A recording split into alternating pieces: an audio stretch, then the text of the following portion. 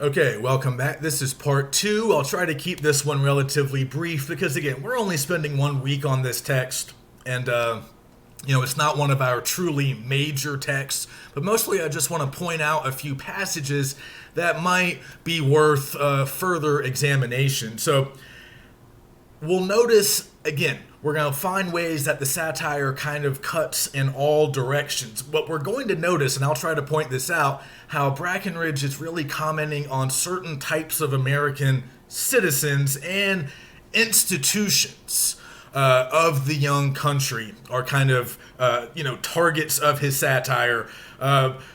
But they're not the only targets. So obviously in Teague O'Regan, we have this Irish immigrant who's portrayed as uneducated. He's the servant of Captain Farrago. You guys should know what the word Farrago actually means. It means a confused mixture.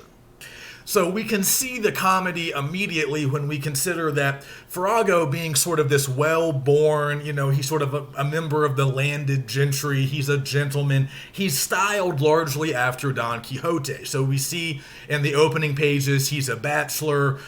He's like in his early 50s. He's pretty well off. He's lived most of his life on his farm. He has his title because he led some militia unit like as a young man long time ago. And it's sort of typical, and this is a running joke in a lot of American literature, that everybody's a captain or a major, because all of the, especially men who were of the generation who fought in the Revolution, a lot of them would have claimed that they, had some kind of military service, whether they actually, were involved in the war or not. So he just is kind of a man at his leisure, doesn't have a family, so he decides to take some adventures and kind of see what's going on in the world, which is somewhat similar, not exactly the same, but it's a very similar character construction and sort of source of the journey that we see in Don Quixote. And like Don Quixote has a servant that kind of waits on him, it's the same here. Farrago has Teague, who is his manservant. He runs alongside as the captain rides on horseback. So we're supposed to laugh at Teague, but we're also supposed to laugh at Captain Farrago. So even though he represents kind of a respectable, educated, somewhat cultured gentleman, he's also absurd, and he's also really wrong-headed, and there are times where I think we're really supposed to maybe stop short and question our maybe identification with the character or any sympathy or affection that we might feel for the character, because there are times where the character appears to be doing somewhat reprehensible things. So neither Farrago nor Teague are super reliable. Neither one, I think, is really supposed to be an example of a ton of good qualities. They're both funny and absurd for kind of different reasons. And again, we're going to see examples of that if we look closer. But also remember, there are really three main characters here. Obviously the captain, Teague, but also the narrator. And the narrator speaks to us, the readers, quite directly on many occasions. So we have certain chapters where we really just hear from the narrator. So I'm going to talk a little bit more about that as well. But the narrator offers some social commentary, some musings on philosophy, the law, sort of current events, and again, a lot of that is somewhat lost on us. But the satire here is operating on a lot of different levels, and that's important to understand. Even if we're not seeing the humor in every single level, it's important to sort of keep that in mind and think of the narrator as a character, because again, the narrator is often speaking to us. So try to distinguish between the narrator's voice and, say, Captain Farrago's voice, because they are sort of different. They are two different voices, and we also hear Teague's voice as well. So yeah, look at those chapters called like containing reflections or observations. Those are delivered all the information in those chapters are delivered solely through the narrator. So there's some interesting content in some of those chapters, and sometimes he kind of breaks from the overall satirical structure. So like I found an example, and there are others, but in book 3, chapter 3, I know his subheadings get confusing, but if you have my edition, this is page 22 to 23. When he's talking about this legal concept of violent presumption, doesn't matter if you really understand everything about that legal concept. I'm not sure that I do, but just notice what he's doing. It's an interesting sort of rhetorical or literary strategy. He's not just spinning a satire about these two goofy guys, riding around the countryside, getting into various adventures, different kinds of hijinks. I mean, there is that. And there is that level of the novel, but then there will be these breaks from it, often in those chapters labeled observations or reflections, where we'll just hear from the narrator sort of expounding on these sort of relevant topics of the day, whatever, current topics. Again, a lot of that stuff almost sounds foreign to us, and it is. But to his readers, they were kind of pertinent questions or things that might have been in the newspapers. As we talked about, newspapers were pretty popular by this time. These were things that maybe people were talking about, political debates, things that were under discussion during that time period. So it doesn't mean a lot to us, but we should at least notice what Brackenridge is doing in terms of how he's constructing this novel. And there are a lot of different elements that he's drawing on, not just the sort of classic satire, the satirical novel that, again, would have been familiar, and there were a lot of predecessors, largely in England, that functioned in similar ways, and people would have seen the Don Quixote similarities. Again, I mean, the title, chivalry, which is very important in Don Quixote, chivalric notions get brought up in this book as well. So those parallels would have been very clear. But what White and a lot of other modern scholars argue is that the book is actually quite complex, and there's kind of more going on than just that surface level satire. So I thought we could just look at a few specific passages from both Volume 1 and Volume 2. And I don't want to dig too deeply into them because I want to keep Part 2 kind of brief, but you guys might want to go back and just notice some things. So one of my favorites comes very early on. It's brief, like most of these episodes are. But this is Chapter 1, if you have my edition, page 5. So they're at the horse races. So like I said, there are a lot of institutions sort of lampooned here, or at least featured in the novel, that were really sort of kind of important in various ways to the early republic. So horse races were a very popular form of entertainment during this time period. We also see election rallies multiple times. We see a congressional session, so we're thinking about Congress. Philosophical societies, at one point they are recruiting Teague. We see universities, churches.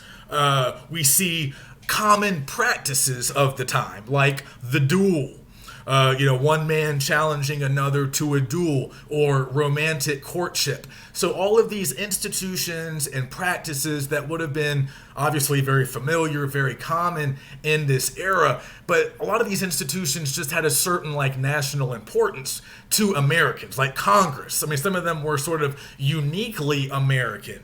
And then things like horse races and the duels, they weren't unique to America. They took place in other places, in other countries, obviously, as well, but they were just popular here. They were just things that Americans knew about and, maybe cared about in some cases. So, but again, the election rallies, like American-style politics, were different from other countries' politics. So some of this stuff has a real specific, peculiar national flavor, which again is part of what makes Brackenridge's text kind of worth a closer look, because he's really documenting a lot of this stuff. Again, in these early volumes, he's documenting this stuff as it appears in the early 1790s. So anyway, they're at the horse races here in the very first chapter. and a fight breaks out over some kind of dispute.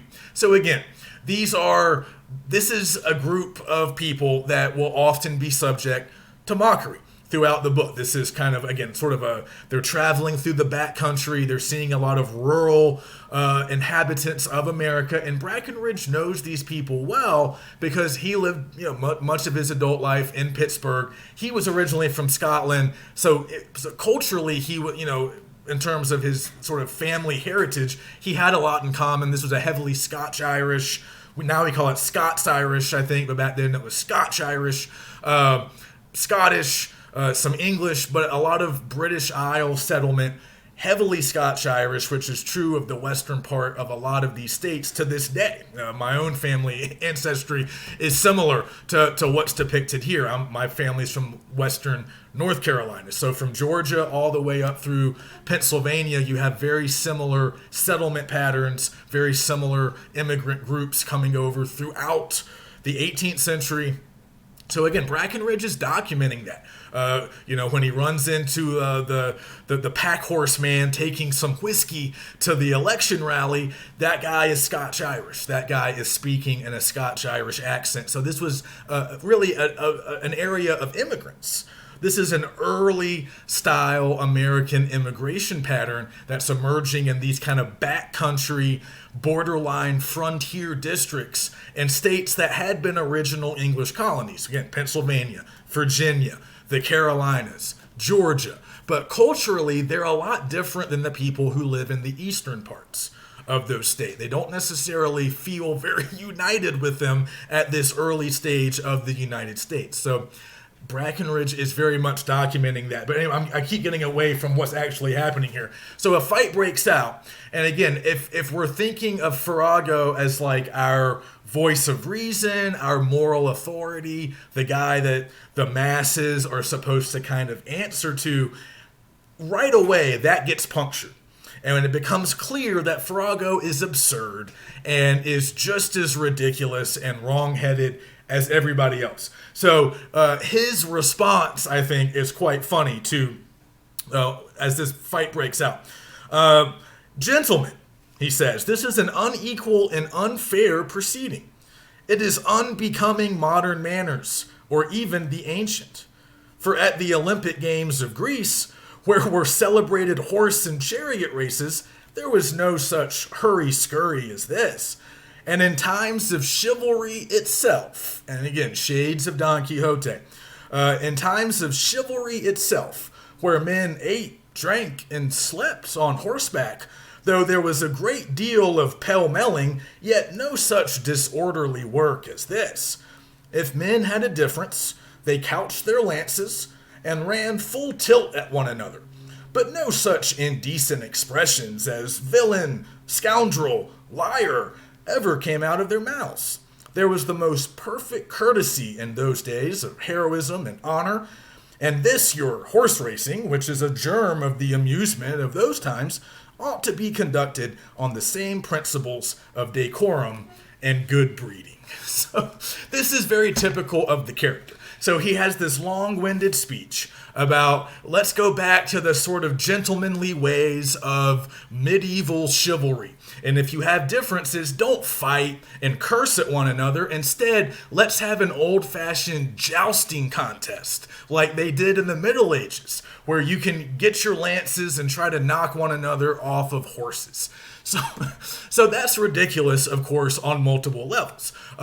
In the late 1700s, any attempt to try to have a jousting match like they had 400 years earlier would have been viewed as ridiculous, just because it was so old-fashioned and people simply did not do that anymore. But but White points this out in the intro. This is not my original observation, but it's very funny to consider. The whole fight is breaking out because of an argument about horses, and Farrago's solution is to use horses to have this jousting match to settle the dispute. So it's silly. It's absurd, and in response, he gets kind of jostled about. He gets knocked down and sustains a minor head injury. So, of course, so this is funny, and Brackenridge is largely trying to be funny through the first two volumes, but this is very true of sort of who Farago is. He has the language, he's well-read, he likes the old-fashioned ideals of chivalry, he thinks of himself as a gentleman, but he's silly. I mean, he's just kind of an ass throughout much of the action, and then there are times where he actively seems to be doing the wrong thing, but he always speaks well, and he's always able to kind of justify his actions no matter what they are. So we have to sort of interrogate this character a little bit and ask ourselves, like how sympathetic is he, and like, what is Brackenridge trying to do with this character portrait? And then if you keep reading on after that little episode, a doctor comes to examine the captain, and we're invited to laugh at the doctor, who's kind of a scam artist, and we're invited to laugh at lawyers later, and all manner of different kinds of people occupying different kinds of like social classes and social roles. So again, where does the satire go? It goes everywhere, essentially. But again, we're often invited to laugh at rural, sort of lower class people and what happens when they're given the power to vote. So this is something that Brackenridge clearly has some apprehensions about. So in chapter 3, this should be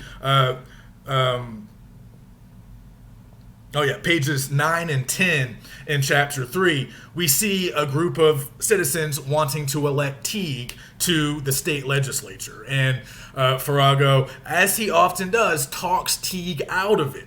So this is kind of a running gag throughout the books. Teague is always getting it in his head to do something that's beyond his social station in the eyes of Farago.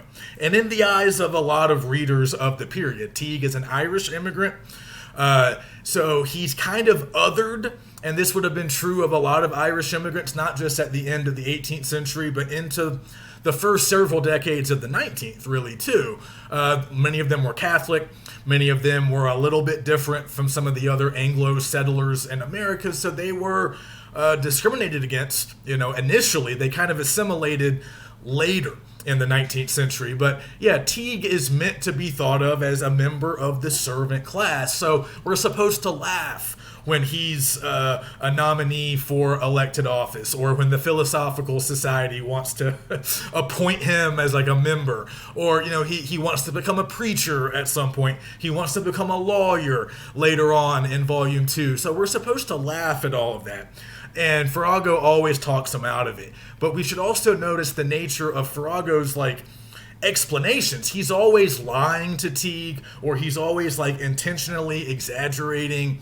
And again, he's not really using sound reasoning throughout much of the book. A lot of what sounds like logical positions, if you push on them a little bit more, again, it's clear that we're also supposed to be laughing at him, the ostensible sort of voice of reason and the representative of the higher social class. But of course, again, that was true in Don Quixote as well. We're invited to laugh at this guy who is supposed to be respectable, but is revealed to be kind of goofy and very misguided frequently. So yeah, we see that throughout. Another part that I like, book 4, chapters 2 through 4. Farago is challenged to a duel, and he tries to get Teague to fight the duel for him. So it's just, it's comedic. And then I really like the letter that he later writes to the person who's challenging him, as he sort of justifies his reasons not to do it. So again, page 32. I won't read this to you, but just in chapter 4 there, just read the letter that he writes. There's a real sort of absurdist humor that Brackenridge employs. It puts me a little bit in mind of Monty Python, and I think it still has some current sort of parallels. I do find him funny. I would be interested to hear if you guys find the humor to still work on some level, at least some of the time. But again, we've already kind of covered that. Yeah, there's multiple layers, multiple. I did want to say one thing about the author's intro. Very early on, pages 2 through 3. This is also very telling of his sort of satirical, just overall orientation. He makes this assertion in the intro that he cares only about the style and language of his work, not the subject of his work. So let me just go back there for a moment. On page 2, he says, "I shall consider language only, not in the least regarding the matter of the work." And later he just says that this is a book without thought or the smallest degree of sense. So again, it's all part of the big joke that he's sort of trying to make, and he's, making it very clear at the outset that, he has playful intentions, and this is sort of like a built-in way to maybe deflect a certain amount of criticism, as he also almost kind of says he's doing. I mean, the whole idea is it's a joke. It's comedy. It's satire. But again, there's always that reform-minded part of satire, at least traditional satire, and I think he's still engaged in that, but he doesn't want to draw attention to it. He's constantly trying to remind us that he's just having fun. Everything's fun. It's goofy. It's silly. But again, I don't think it always is. There are times where maybe that facade gets pulled back a little bit. So like I said, there are some of those reflections or observations chapters where he kind of drops the comedy and he'll talk seriously about a legal matter or some, like philosophical question or something. And those are really interesting moments, I think, to explore. So again, just to wrap up before I say a little bit about Volume 2, just to wrap up about Brackenridge and his kind of worldview. I was talking about this earlier, but one of the big missions, one of the things that we have to understand about early national literature, and we're going to see it a little bit with our next book as well, Wieland by Charles Broughton Brown. What we have to remember, again, there's this question of how do we bring this very sort of heterogeneous, spread out population under the control of a centralized government. So one thing that Brackenridge is kind of working out in these early volumes is how to incorporate what he might have referred to as like alien populations. And Teague is a representative of one of those. Irish, also African Americans, Native Americans are sometimes commented upon. And again, this was a question of real current import in the 1790s. So that's running through the entire book. But anyway, let's just kind of zip through Volume 2 and then I'll sign off. So again, we have more commentary on American politics right off the bat in Chapter 1. That's where we see the Scotch-Irish guy with the whiskey. And again, this is true. Like how at a lot of these elections, people would bring whiskey, other forms of alcohol, tobacco, in order to encourage people to vote. So this is true. I mean, this is based on historical fact. So again, Brackenridge is having fun with these sort of backcountry populations and their ways, but I wanted to point out something in Volume 2. So if you turn to 66 and 67, we'll see an example, once again, of the satire cutting both ways. So it sounds like at this point in Chapter 1 of Book 4 on page 66, it sounds like they're in Philadelphia. They don't actually say the name of the city, but the footnote suggests, based on the name of the tavern that they're in or they pass, that they're in Philadelphia. But if you look over on 67, he's making fun of the types of typical politicians that one sees in Eastern Seaboard big cities, like a place like Philadelphia. So in the western parts of the country, you're going to see ignorant, according to Brackenridge, ignorant, unqualified people like Teague or like the Weaver getting nominated for political office. But in the big cities, you're going to see candidates that were all remarkably pot-bellied and waddled in their gait. who do nothing but guzzle wine and smoke cigars. So there's, this idea that in the big cities, they're qualified because they're rich and they can just sit around eating and drinking all day. And in the western districts, you're qualified if maybe you bring the most whiskey and you can get people drunk and you just have a little bit of charisma. Doesn't matter who you are, you can get elected. But again, if both are subjects of or targets of satire, it's hard to say exactly where Brackenridge is coming down. He just seems to be distrustful of both sides in general. So we see a lot of examples of that throughout. But just a little bit earlier than that, I wanted to point to there are these weird moments in Volume 2 involving the captain.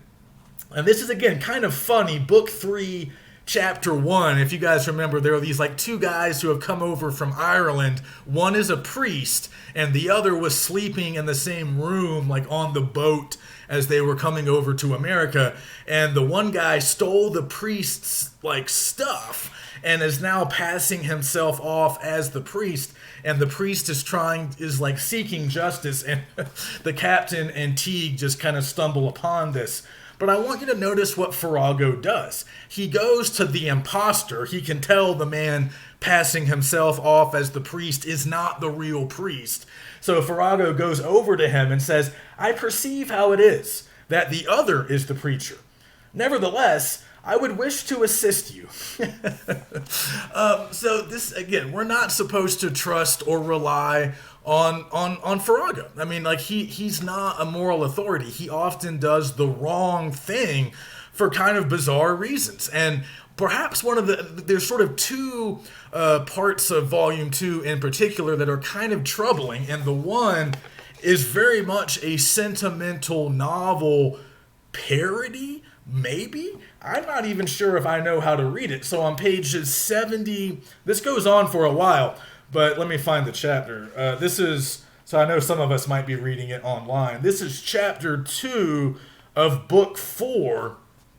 And Farrago ends up making the acquaintance of a young woman who seems like straight out of a seduction plot written by, a popular sentimental novelist of the period. So again, this is a little bit of genre mixing that we're getting from Brackenridge here. He's giving us a little bit of a sentimental plot embedded within all of this other stuff that's going on. So this young woman tells her story to the captain. And again, it's really hard to tell if Brackenridge is playing this for laughs or if he's intending to, because it takes a very dark turn. If you look over on page 71, like Farrago is kind of sympathetic and he acts like he sort of wants to help her, but then he says towards the end, he says, "It may be difficult for you yet to establish lost fame, but it's not impossible." And then he leaves her for the night, and I think he has some intention of doing something for her the next day, but she commits suicide that same night, and I think he finds out the following day. So this is one of those moments where, to me, the facade of just playful sort of satire with a social reform function kind of gets peeled away, and maybe something different is happening. And I'm not entirely sure if I know what's happening, but I mean, Farrago, while not solely guilty, he does feel like, perhaps he is partly to blame. He feels a pang of remorse. And that final thing that he says to her is, at least it's suggested, that that's the thing that might have sort of pushed her over the edge. So if we're invited to laugh at Farrago at other parts, I'm not sure if we're really supposed to laugh now. I think the judgment might be harsher. Again, it's hard to say. And then later, if you look in chapter 2 of book 5, there's some pretty troubling racism, and we have to just sort of acknowledge that Brackenridge himself did not really hold enlightened or progressive views on race or the rights of African Americans. That's just true. But there's a lot of weird stuff going on here, not to excuse or justify any of his views, but if you have chapter 2 of book 5, he gets into this. Well, actually, there's two. I'm getting mixed up here. So there's two different sort of sections that are dealing with race. I just want to point them out to you. So the first one comes on page, chapter 2 of book 5. So like pages 74 and 75 in my edition. And again, this is, I think we can sense that he's continuing in his comedic attempts here. But he makes the joke, perhaps, that Adam and Eve was an early example of an interracial marriage, which is a bit of a scandalous thing to say, frankly, in this time period. Again, it's hard to find his intention here. I think it's comedic at some point, but then if we, in some way, but it's hard to say. I mean, clearly he comes out almost directly in support of slavery, or at least opposed to the abolitionist movement later on. So there's like a 5-page section beginning in chapter 1 of book 6, where this is where he has that conversation with the Quaker, and they argue about slavery, about the sort of morality of it. And Farrago is on the side of it's okay, and he's actually thinking about purchasing a slave because Teague has run away briefly to become an actor, as we learn later. But Farrago is obviously on what we would perceive to be the wrong side of this debate, but it gets a little odd on page 87, or at the very end of chapter 1. Again, part of this has comedic function, but there's also at least the possibility that Farrago is arguing for a position that isn't completely race-based. There's at least that suggestion, but then I think the narrator kind of blows it up in the very next chapter. But ultimately, the Quaker sort of gets Farrago to admit that Africans are at least, again, Farrago doesn't really want to accept that they're the same type of human as him. That was a typical racist notion held at the time. So again, Brackenridge is tapping in to a lot of notions and ideas that were very current for the period, where the Quaker says, okay, even if it's a different species of man, it's still a type of man. So if you accept that, how can you say that you have the right to do this? And eventually Farrago says, well, it can really go either way. The captain says, it is not of so much consequence who is slave, as long as, I'm kind of paraphrasing here, it doesn't matter who is the slave as long as there is a slave. So he's conceding to the Quaker that it would be just as just, or just as, practical or allowable for the African to have the white European or the white American as a slave, as long as there is a slave to do the menial labor of the ruling classes. And his argument, Farrago's argument, is very similar again for the time. He argues that, well, slavery has existed for a long time in previous societies, which was true, but of course slavery had never existed at the scope or scale that we saw it in early America. He's overlooking that detail, but he is tapping into common justifications that were used for slavery at that time. But then in the very next chapter, the narrator starts talking to us about the legality of slavery, and in that case, that's really Brackenridge directly addressing the fact that the Pennsylvania state government had instituted some kind of plan to eventually abolish slavery. And again, I think it can be difficult to even pull out his meaning when he gets into those legal meanderings, but he's basically coming down as anti-abolitionist, I think. And he's kind of ridiculing that movement. He's definitely not of, like I said, an enlightened or progressive mindset on racial matters, but he seems to be making fun of people who get hung up on some of these like genetic differences, which again, that was a popular strain of thought at this time period. And it seems like Farrago at that point and earlier, when the narrator kind of riffs on the idea of Adam and Eve being of different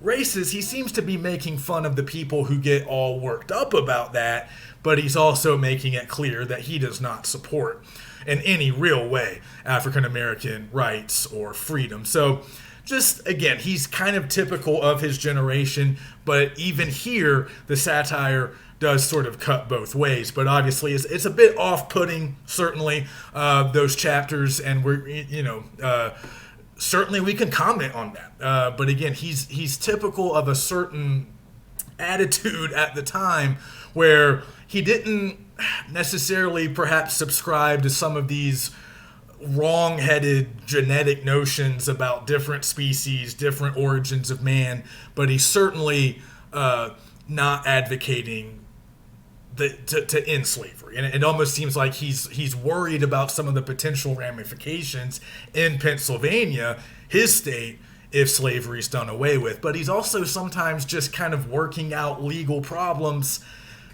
just to kind of see what might happen. So he's a weird guy. I think he's funny at times. I think we're likely to not like him at other times. But yeah, just be aware of some of the things that are happening. And some of Teague's adventures are funny. He becomes an actor. Eventually, in Volume 2, he wants to become a lawyer, but instead, Farrago sends him to a workhouse, which is a kind of like type of prison where they put the prisoners to work, and they tell him that that's a type of legal training. So again, there's humor. And just to speak briefly about the third volume, which we're not reading, but Teague kind of becomes a celebrity, and it's like Teague mania sweeps through, and he actually gets called Major O'Regan because Major is one rank higher, or a couple of ranks higher maybe, than Captain. So there's all this sort of metafictional humor, and again, in that way, it's sort of indebted to Don Quixote, which sort of did that too. Those characters had a book written about them. Teague kind of becomes a celebrity. It gets kind of goofy, but then it also kind of gets serious at future points as well. So again, a democratic literary experiment.